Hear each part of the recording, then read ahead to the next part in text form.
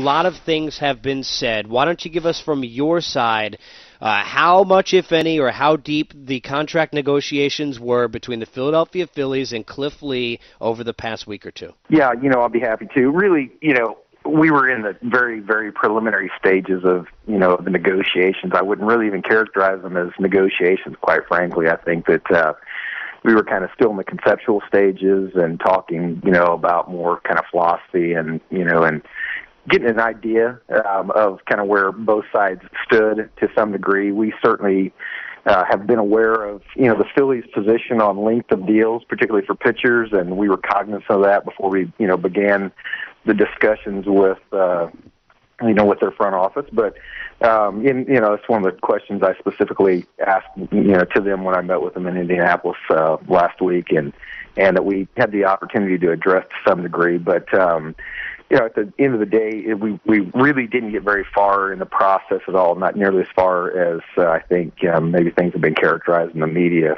for either side to really take a position. From your side, when you see that, don't you want to just pick up the phone and call every outlet you can and say, what are you guys talking about? It's not true, some of those comments that were made that CC Sabathia money, this and that. I don't know how much of that is true, how much isn't, but how do you guys react to that?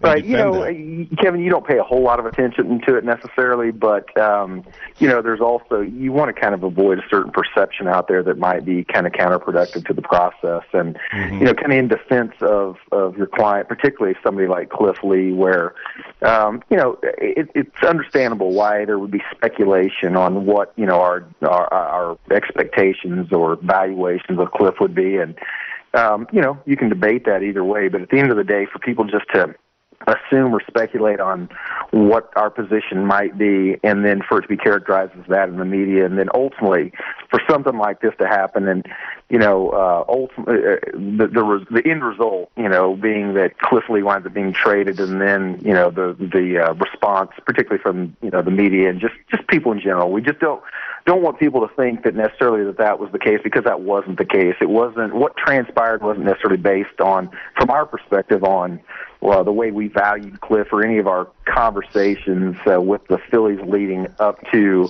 the point in which they decided to kind of go a different direction. And that's their prerogative. They're running a business, and we respect that and understand that. But at the same time, what our expectations for Cliff and in a contract negotiation ultimately is or was with the Phillies, I think, has certainly been kind of mischaracterized overall throughout the media.